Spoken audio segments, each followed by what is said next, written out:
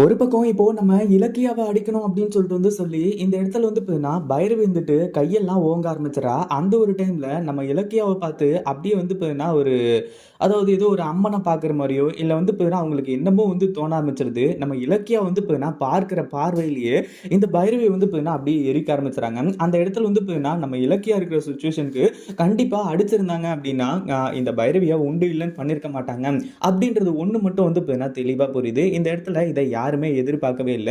என்ன பண்றது? ஏது பண்றது? அப்படின்னு சொல்லிட்டு தெரியாம இந்த பைரவி பார்த்தீங்கன்னா திரு திருன்னு முழிச்சுட்டு இருக்கா.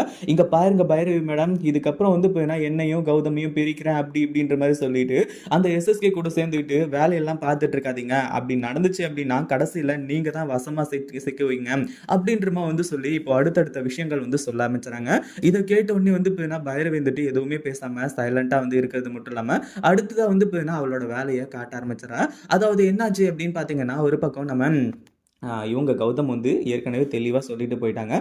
அதாவது நீங்க தான் என்ன கொல்ல பார்த்தீங்க அப்படி இப்படின்ற மாரி சொல்லி, அந்த ஒரு பேர் பார்த்தீங்கன்னா இந்த பைரவிக்கு தேவதான் அப்படின்னு சொல்லிட்டு சொல்லணும். ஏன்னா அப்பதான் பார்த்தீங்கன்னா கொஞ்சம் கொஞ்சமா இந்த பைரவிய வசமா மாட்டிக்கிட்டு தவிக்கிறது பார்த்தீங்கன்னா எல்லாருக்குமே நல்லாவே தெரியும். அப்படி இருக்கும்போது பார்த்தீங்கன்னா இப்போ பைரவிய சுத்தமா பார்த்தீங்கன்னா கொஞ்சம் கொஞ்சமா நம்ம கௌதம் வெறுத்துக்கிட்டே வந்துட்டு இருக்காரு அப்படின்றதுல எந்த ஒரு சந்தேகமும் கிடையாது. அடுத்ததா என்னாச்சு அப்படின்னு பார்த்தீங்கன்னா, இந்த இடத்துல கொஞ்சம் கூட யோசிக்காம நம்ம கௌதம் இப்படி பண்றாரு இல்லையா? அது பார்த்தீங்கன்னா பைரவிக்கு இன்னும் ஹர்ட் ஆகுது. இதுக்கு மேலயும் இந்த இலக்கியாவ உயிரோட விட்டு வச்சாந்தா வேலைக்கே பார்த்தீங்கன்னா ஆகாது அப்படின்ற மாரி சொல்லி மறுபடியும் எஸ்எஸ்கே கிட்ட பார்த்தீங்கன்னா, இங்க பாரு எஸ்எஸ்கே, அதாவது காலையில எந்திரிச்ச உடனே இந்த மாரி தான் இலக்கியா பார்த்தீங்கன்னா இப்போ வெளிய கிளம்பிட்டு இருக்கா. அவ வெளிய வருவா. அவளோட கதைய அங்கேயே வச்சு முடிச்சிருங்க. ஏன்னா கௌதமும் பார்த்தீங்கன்னா கூட வரல.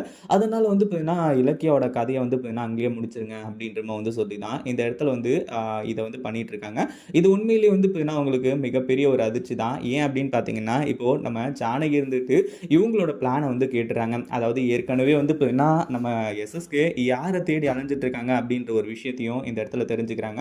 இங்க பாரு, நீ பார்த்தீங்கன்னா அந்த இலக்கியாவ கடத்துவியோ என்ன பண்ணுவியோ அதெல்லாம் தெரியாது.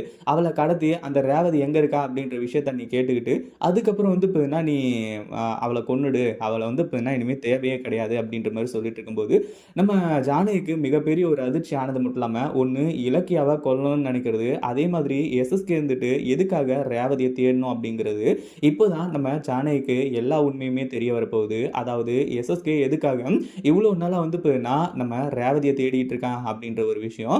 அப்போ கௌதம் பார்த்தீங்கன்னா இந்த எஸ்எஸ்கேவோட மகனா அப்படின்னு சொல்லிட்டு பார்த்தீங்கன்னா மிகப்பெரிய அதிர்ச்சியாக போறாங்க. இது கொஞ்சம் டவுட்ல தான் இருந்துட்டு இருக்கு.